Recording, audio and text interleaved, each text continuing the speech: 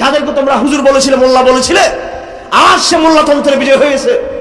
এবং সেই বিজয় শুধু সামরিক বিজয় নয়, তাদের প্রজ্ঞার বিজয় হয়েছে, তাদের শিক্ষার বিজয় হয়েছে, তাদের কূটনৈতিক মুরদের বিজয় হয়েছে তাদের। কথা ঠিক কিনা? সুতরাং বাংলাদেশে যারা মিস্টার আসো, এলিট যারা আছো, বাংলাদেশে যারা নিজেদেরকে খুব অনেক ভাবো, তারাও ওখান থেকে শিখার চেষ্টা করো কিভাবে নিজেদের সক্রিয়তা বজায় রেখে নিজেদের বিজয়কে ছিনিয়ে আনা যায়, কিভাবে পরাশক্তিগুলোকে নিজের পায়ের তলে অবনত করা যায়। এজন্য মুসলিম বিশ্বের দুইজন শাসক এখন বাংলাদেশে আছে, আমাদের দেশ এবং কাতারের দেশের। এটা বাংলাদেশের জন্য একটা সুবর্ণ সুযোগ। কথা ঠিক কিনা? এজন্য আমরা পরামর্শ দিতে চাই। আমাদেরকে তো সন্দেহ করে সবাই যে আবেগী, কি বলে? আবেগী। আমাদের নিজেদের লোকও বলে আবেগী। আমাদেরকে যারা আবেগী বলে তারা নিজেরাই আবেগী, কারণ আমাদের বিবেক বুদ্ধি আছে আলহামদুলিল্লাহ, আল্লাহর রহমতে।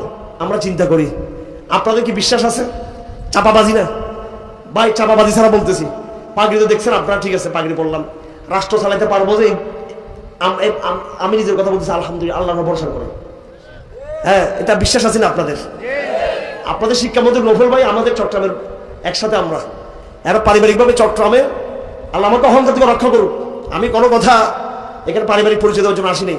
ওনারা সবাই চিনে আমাদের পারিবারিক পরিচয়, আমার দাদাদের পরিচয়। অহংকার করে লাভ নাই। আমাদের নবীজিকে যখন হুনাইনের যুদ্ধে মুশরিকরা আক্রমণ করলো, তায়েফের যাওয়ার পথে হুনাইনের যুদ্ধের সময় তীর ধনুক দিয়ে আক্রমণ করলো, সাহাবায়ে কেরাম প্রথমেই পরাজিত হয়ে গেছিলেন। কথা ঠিক কিনা? আমার রসুল একাই মতায় ঠিক ছিলেন, ডাক দিয়েছেন আনান নবিয়ুল কাযিব, আনান নবিয়ুল কাযিব, আনা ইবনু আব্দুল মুত্তালিব। আমার ভাইরা, হে বাঙালি মুসলমান, হে ওলামায়ে কেরাম, আপনাদের পা ধরে একটা কথা অনুরোধ করতে চাই, আপনারা কখনো হীনমন্যতার শিকার হবেন না, কখনো ইনফাইট কমপ্লেক্সের শিকার হবেন না, নিজেকে ছোট মনে করবেন না। সত্যিকার এই আজমতে নবী, আজমত আম্বিয়া যে কনফারেন্স, সত্যিকার যদি নবীর প্রতি মহব্বত থাকে, নবীর প্রতি আজমত থাকে, নবীর ইজ্জতের প্রতি সম্মান থাকে, নবীকে যদি মহান যদি মনে করে থাকেন, নবীকে যদি বড় মনে করে থাকেন, অবশ্যই গৌরব করবেন যে আমরা এমন এক নবীর উম্মত, আমরা এমন এক নবীর আমরা সৈনিক, যেই নবী দুনিয়াতে বিজয় মিশন নিয়ে এসেছিল। কথা ঠিক কিনা? এজন্য হীনমন্যতা খ্রিস্টানদেরকে মানায়, হীনমন্যতা ইহুদিদেরকে মানায়, হীনমন্যতা হিন্দুদেরকে মানায়, হীনমন্যতা বৌদ্ধদেরকে মানায়, হীনমন্যতা নাস্তিকদেরকে মানায়, হীনমন্যতা ইহুদিদেরকে মানায়, হীনমন্যতা মুসলমানদেরকে মানায় না।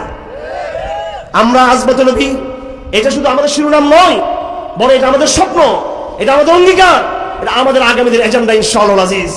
এই নবীর আজমতকে, এই নবীর ইজ্জতকে আমরা ইনশাআল্লাহ শুধু বাংলাদেশ নয়, পৃথিবীর বুকে আমরা প্রতিষ্ঠা করে ছাড়বো ইনশাআল্লাহ আজিজ। এই স্বপ্ন আমরা দেখতে পারবো তো ইনশাআল্লাহ আজিজ। আমার ভাইরা, তো আমি যেটা বলছিলাম, একজন বুদ্ধিজীবী মিশর থেকে এসেছিলেন, তিনি কাতারে নির্বাসিত ছিলেন।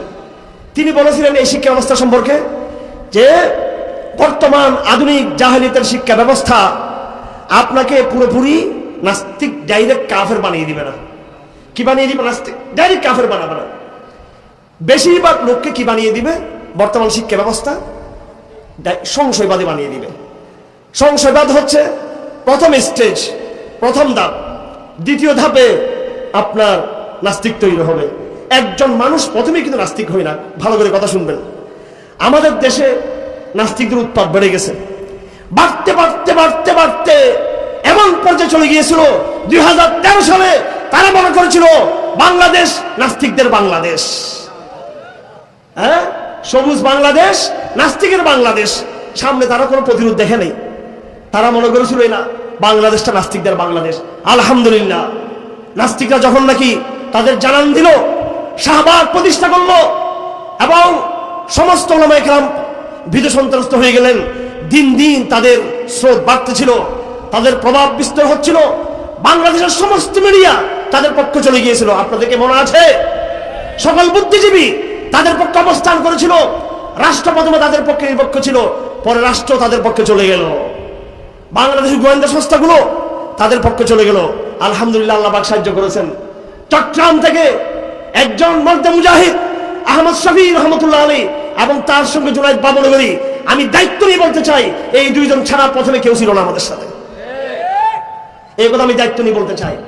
আহমদ শফি ডাক দিলেন, জুনায়েদ বাবনগরী ওই দায়িত্ব আদায় করছেন। যেই দায়িত্ব ইসমাইল শহীদ আদায় করেছেন, এই দুই ব্যক্তিকে দেখলে আমার মনে হয় শহীদ আহমদ শহীদ, ইসমাইল শহীদের কথা। শহীদ আহমদ শহীদ তসৌফেও পড়েছিলেন এলম স্কুল শহীদ বড় ছিলেন শহীদ আহমদ শহীদ আমির মুমিনিন ছিলেন, আর তার প্রধান তাত্ত্বিক এই কাফেলার 2 নম্বর দায়িত্বশীল ছিলেন হযরত ইসমাইল শহীদ রহমতুল্লাহ আলাইহি। এইভাবে 2 জন আলেম তাদের অন্তরে সারা হয়ে গেল, তাদের মন খুলে গেল। শাহবাগকে কি করা যাবে না, শাহবাগিজমকে প্রশ্রয় দেওয়া যাবে না। এই কথা যখন আমরা আলেমদের কাছে গেলাম চট্টগ্রামে, ঢাকায়, তখন অনেক বড় বড় ওলামা ইকরাম বলতে লাগলেন যে বিষয়টা আমাদের কাছে বুঝে আসতেছে না, বিষয়টা বুঝে আসতেছে না। তো তার মধ্যে কেউ কেউ হযরত শাইখুল ইসলাম আল্লামা আহমদ শফি রহমতুল্লাহ আলাইহির ছাত্র ছিলেন, বড় বড় আলেমদের মধ্যে, তারা কেউ কেউ আন্দোলন যুক্ত হলেন। কিন্তু সত্য কথা, আলেমদের বেশিরভাগ তারা বলতে লাগলেন যে এইভাবে যদি আমরা কাজ করলে এটা আবার যুদ্ধ অপরাধের বিচারের একটা বিষয় ছিল, তখন আবার জামাত ইসলামের দালালি মনে করবে কেউ কেউ।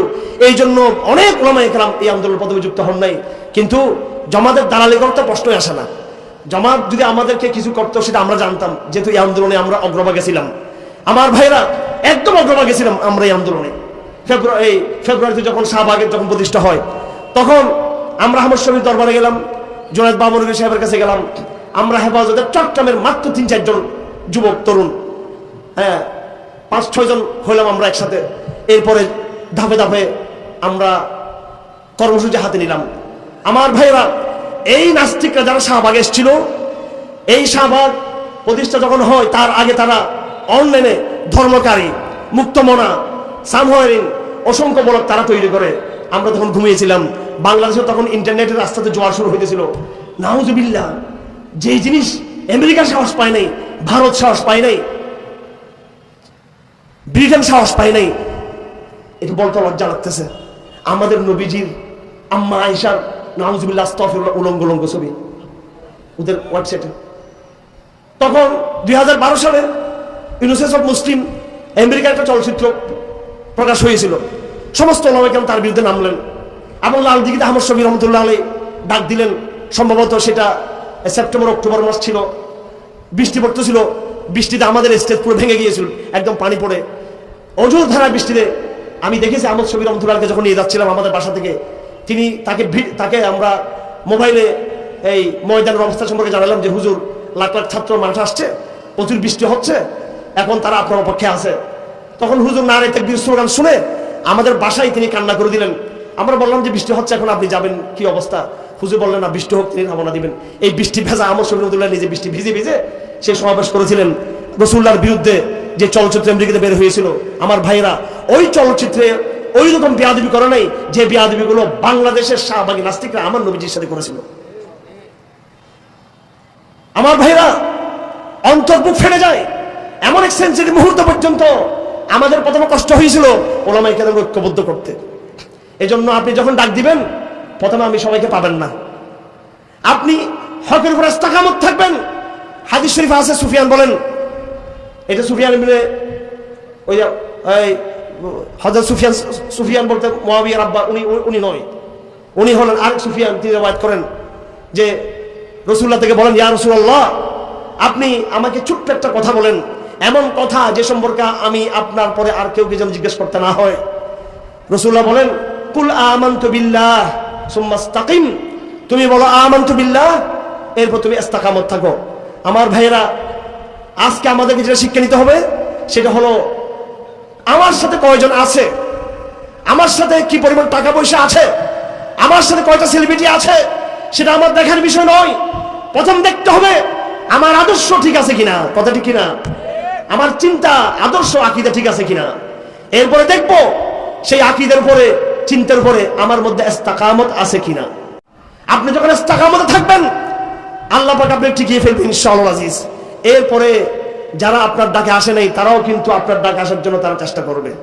শাপলার আন্দোলন কিভাবে হয়েছিল, শাহবাগীদের বিরুদ্ধে যখন ডাক দিলাম আমরা, আসে নাই, কিন্তু 1টা 2টো 3টা 4টা লাগাতার যখন বাংলাদেশের আহমদ তৌহিদ জনতা রাজপথে উত্তপ্ত করতে লাগলো এবং সকল নৌজওয়ান রাজপথে নেমে গেল, কি ইসলামী শাসনতন্ত্র চরমনের, কি জামাত ইসলামী, কি হিজবুত তাহরীর, এমনকি বেদাত সুন্নিরা পর্যন্ত, এমনকি আওয়ামী লীগের লোকরা পর্যন্ত, এমপিরা পর্যন্ত আমাদের সাথে তারা দলে দলে রাস্তায় নেমে গেল। তারা ওই সময় রাসূলের সম্মত একত্রিত হয়ে গেল। একত্রিত হয়ে গেল। সব দল মত নির্বিশেষে এখনো পর্যন্ত আমি এমন সমস্ত এমপিদের নাম ধরে ধরে বলতে পারবো যারা হেফাজতের আন্দোলনে একত্র ছিল, যারা বর্তমান সরকারের দায়িত্ব আছেন, এমন লোকদের আপনার নাম বলতে পারবো।